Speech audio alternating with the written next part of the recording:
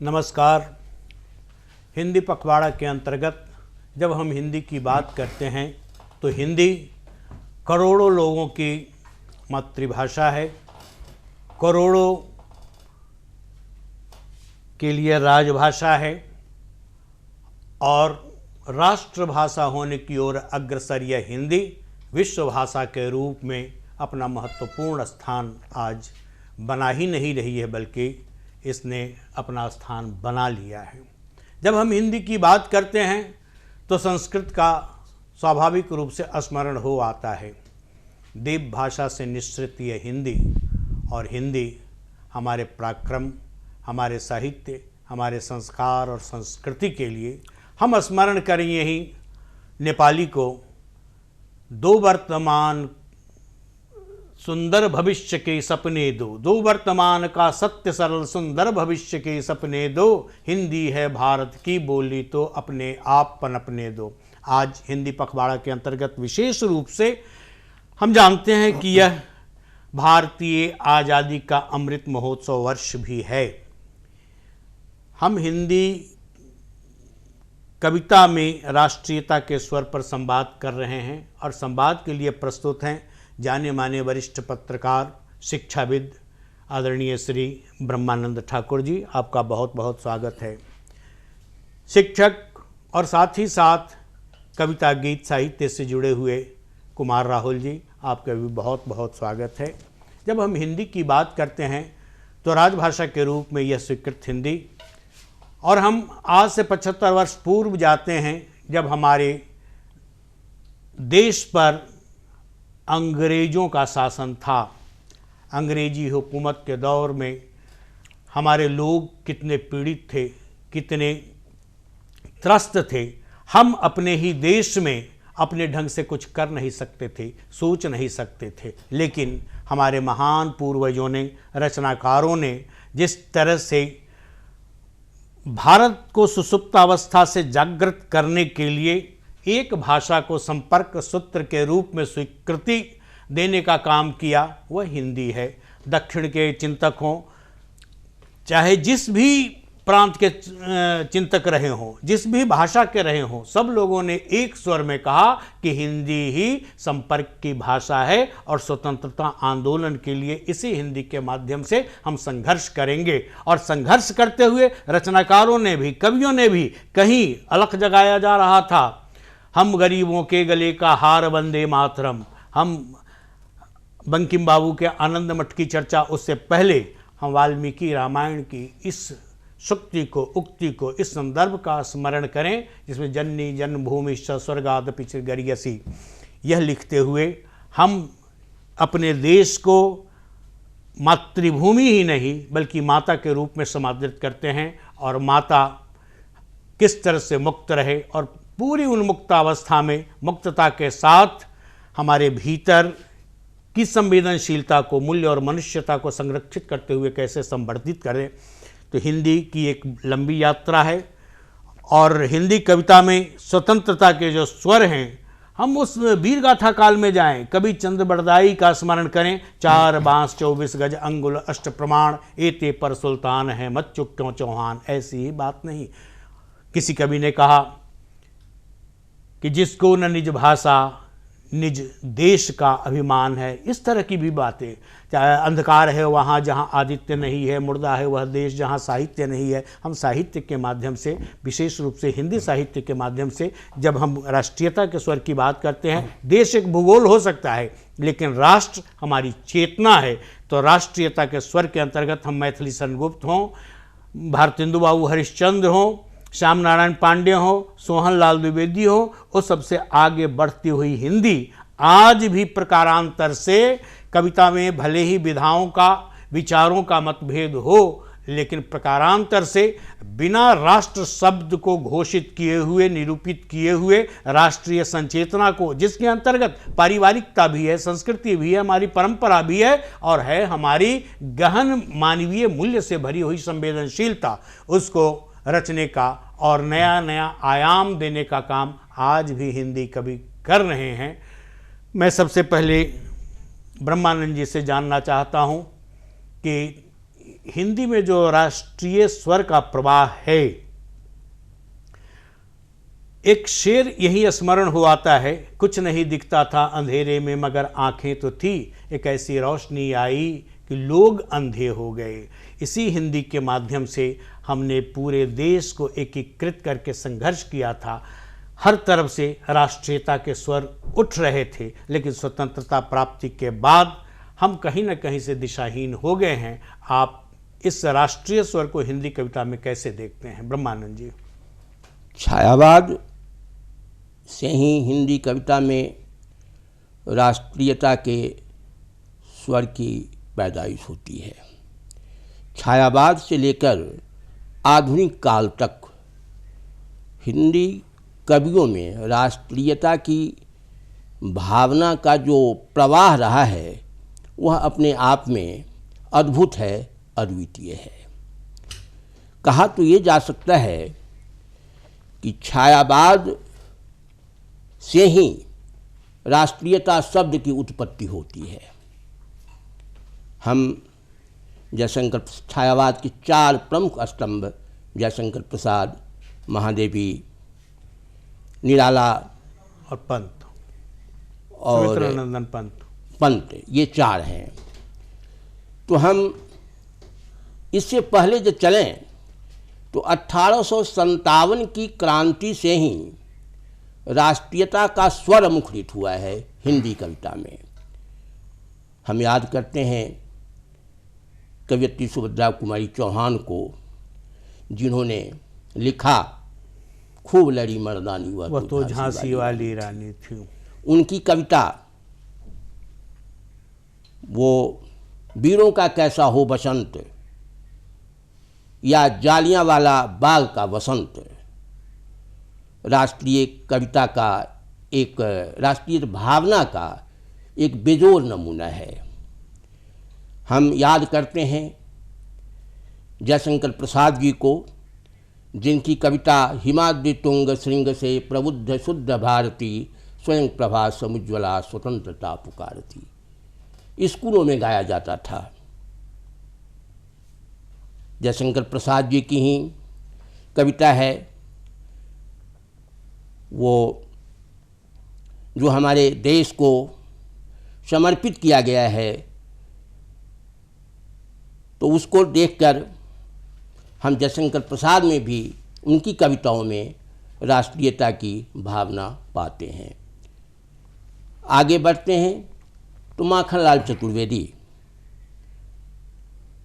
मैं हूँ एक सिपाही, गिनो न मेरी सांस, छुए मत मुझे विपुल सम्मान, भूलो इतिहास खरीदे हुए विश्व ईमान, मुझे भूलने में सुख पाती जग की काली स्याही। कैदी और कोकिला क्या गाती हो, क्यों रह जाती हो, कोकिल बोलो तो। जी जी जी, इस तरह के। अब फिर पुष्प की अभिलाषा तो जी जी, पुष्प की अभिलाषा, जिसमें एक पुष्प संदेश देता है।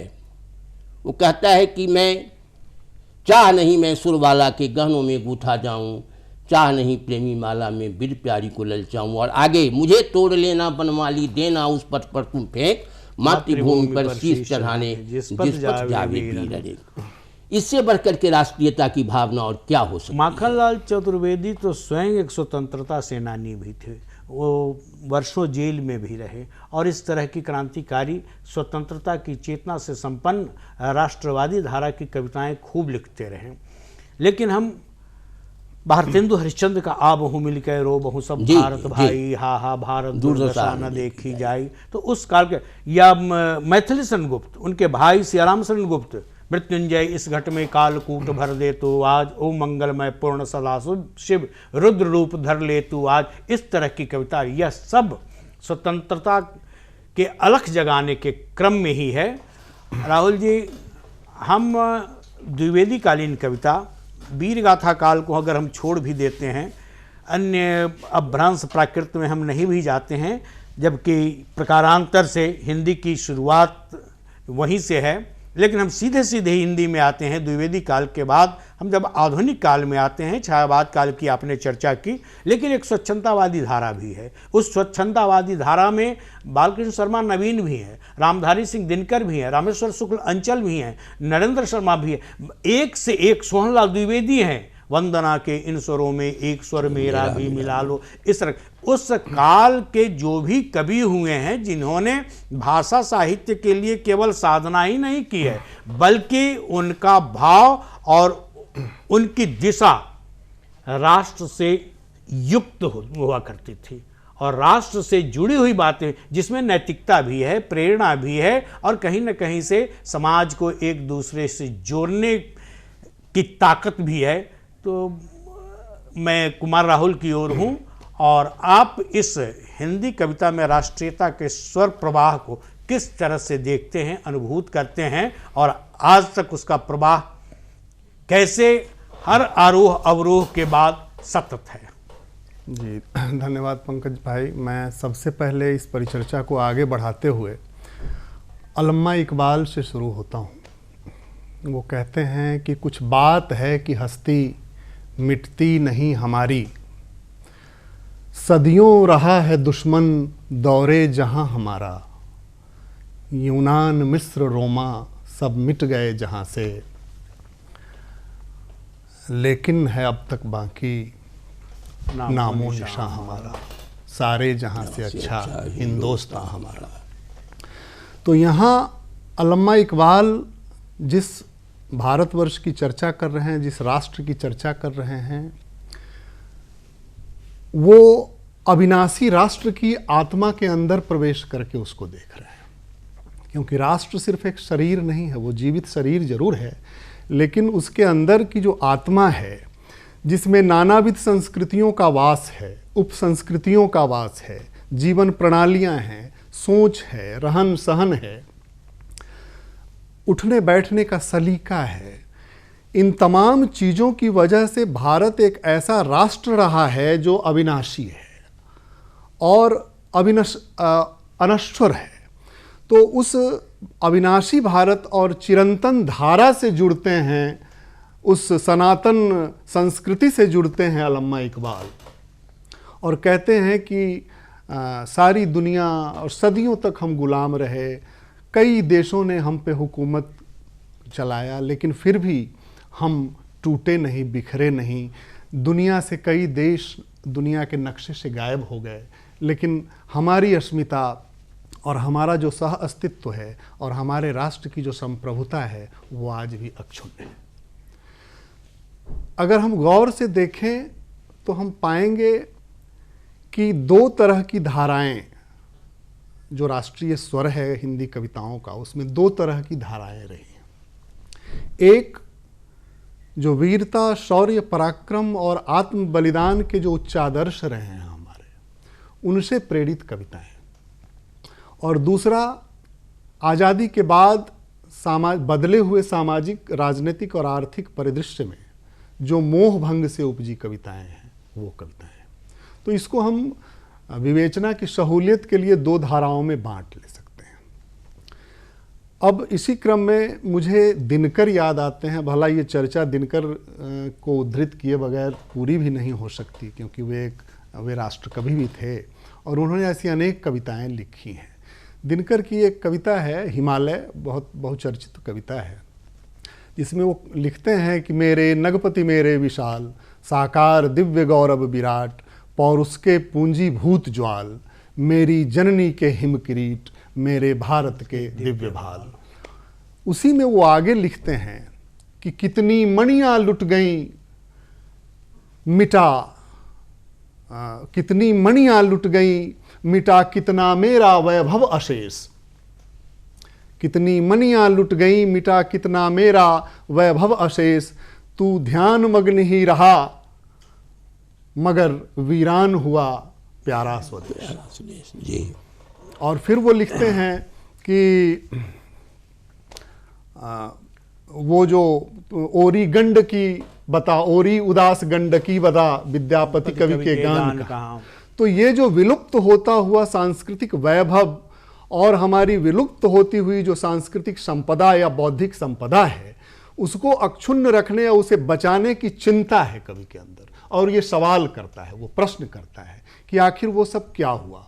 और हिमालय से भी कह रहे हैं कि तू ध्यान मग्न ही रहेगा और इधर स्वदेश हमारा वीरान होता जा रहा है। तो दिनकर इस चीज को, इस आक्रोश को, इस रोष को प्रकट करते हैं।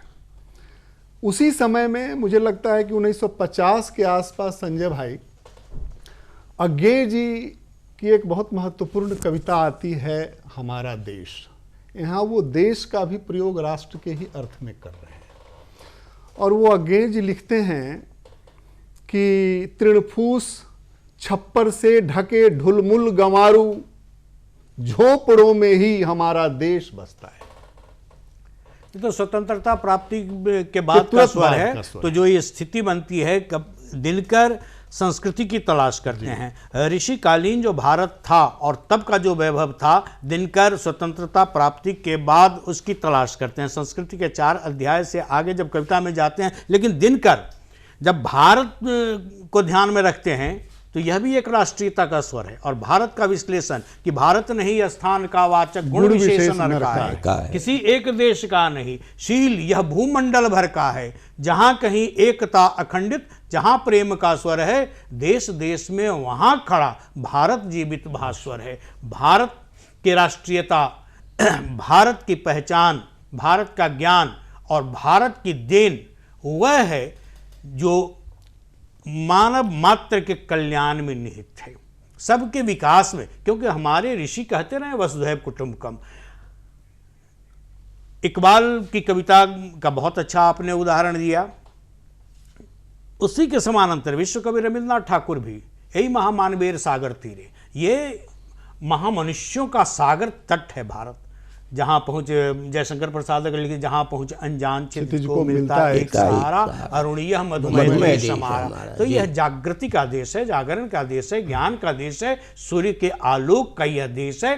तो भारत की राष्ट्रीयता और हिंदी कविता का जो राष्ट्रीय स्वर है तो एकांगी नहीं है, उसमें इतनी व्यापकता है, वह इतना बहुआयाम है उसमें, जिसमें व्यक्ति भी है, समाज भी है, देश भी है और साथ ही साथ विश्व बंधुत्व भी है, परंपरा भी है, वर्तमान भी है और भविष्य भी है। राष्ट्रीय प्रवाह में हम यही गोपाल सिंह नेपाली का स्मरण करें। गोपाल सिंह नेपाली स्वतंत्रता प्राप्ति के बाद जब लिख रहे हैं कि करुणा का निर्झर झरता हो उमड़े मस्ती का सागर, एक बूंद पाने का जग में कोई भी हकदार रहे, सेवा का व्रत लेकर बिचरू जग के कोने कोने में, मैं न रहूं न सही पर मेरा भारत यह गुलजार रहे। राष्ट्रीयता प्राप्ति के बाद लेकिन हम उस दिशा में नहीं जाना चाहते हैं कि वैचारिक रूप से हिंदी कविता में क्या क्या परिवर्तन आया। हम जब राष्ट्रीयता की बात करते हैं, हम नागार्जुन की कविता ले लें, शमशेर की कविता ले लें,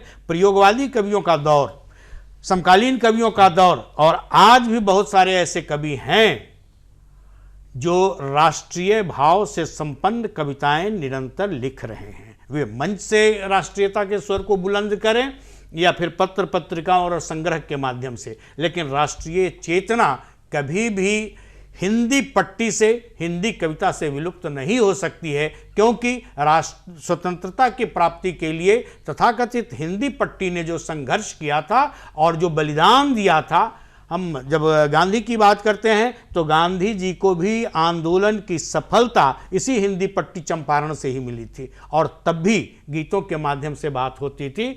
हम अगर क्षेत्रीय भाषा इसी जगह स्पर्श करें तो सुंदर सुभूमि भैया भारत के देशवासी, जिसकी बार बार चर्चा होती है, तो यह सब अलख जगाने वाले गीत हैं। मैं ब्रह्मानंद जी की ओर कि पत्रकारों ने भी अपनी कलम साधी थी, और कई पत्रकार तो ऐसे थे जो पत्रकारिता के धर्म का भी निर्वाह कर रहे थे। वे रचनाकार थे, कविताएं भी, जैसे माखनलाल चतुर्वेदी ही कवि भी थे, पत्रकार भी थे। ऐसे बहुत सारे लोग हैं। प्रकारांतर से बहुत सारी कविताएं बेनीपुरी जी ने भी लिखी, जिसमें राष्ट्रीयता के स्वर हैं, राष्ट्रीय चेतना भी है।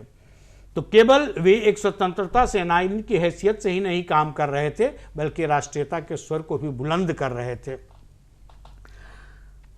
हम दिनकर को राष्ट्रीयता का सबसे मजबूत स्वर मान लेते हैं। जयशंकर प्रसाद में भी भरपूर यह चेतना है, निराला में भी है। जागो फिर एक बार निराला जब लिखते हैं तो उसमें भी राष्ट्रीयता का ही स्वर है। वे बादल राग के माध्यम से राष्ट्रीय वैभव को ही उजागर करते हैं। आचार्य जानकी वल्लभ शास्त्री भी, जिन्हें उत्तर छायावाद का अग्रणी कवि माना जाता है, वे भी राष्ट्रीयता से पृथक नहीं, जागो निद्रा तंद्रा के कर बिके हुए बेमोल, इस तरह की भाषा में कविता लिख रहे थे। तो हम हिंदी कविता में जो राष्ट्रीयता के स्वर हैं, हिंदी का विकास जिस तरह से हो रहा है, और आज भी हिंदी कविता, हिंदी साहित्य संपूर्ण विश्व में समादृत है।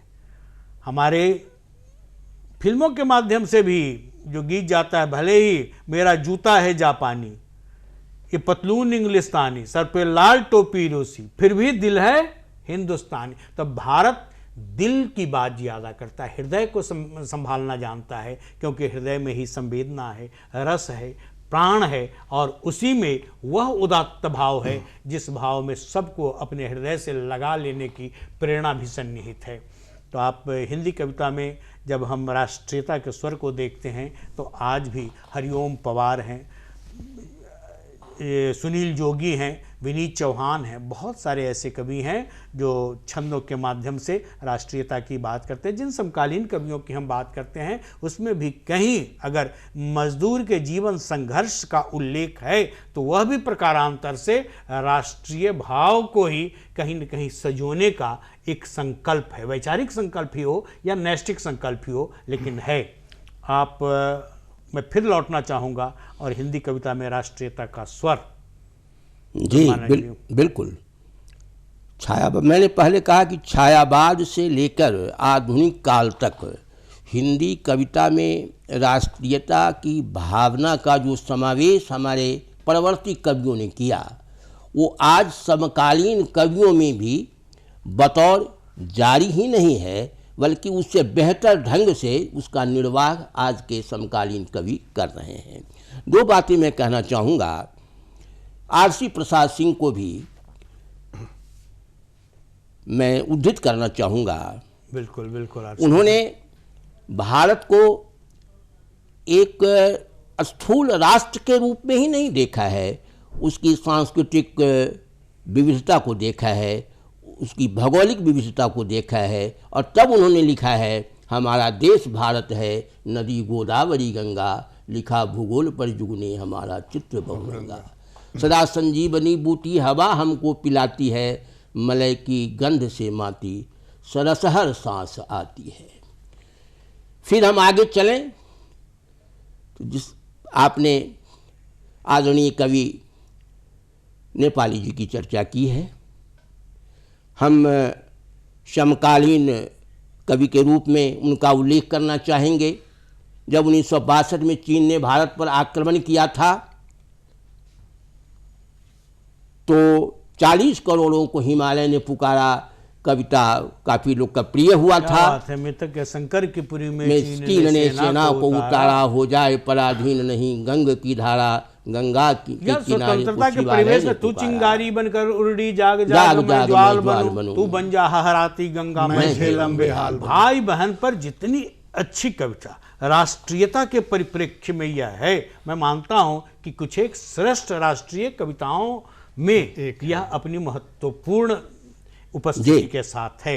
हम जब बात करते हैं आरसी प्रसाद की तो केदारनाथ मिश्र प्रभात भी हैं, उनकी कविताओं में भी राष्ट्रीयता के स्वर हैं।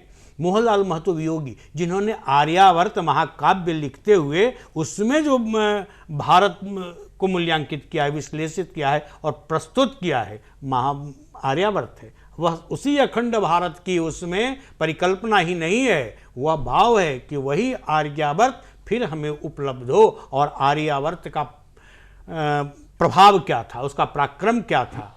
हम हंस कुमार तिवारी की इस पंक्ति को देखें, कितनी मज़ेदार पंक्ति है, और राष्ट्रीयता की बात जब उठती है तो मन अभिभूत हो जाता है।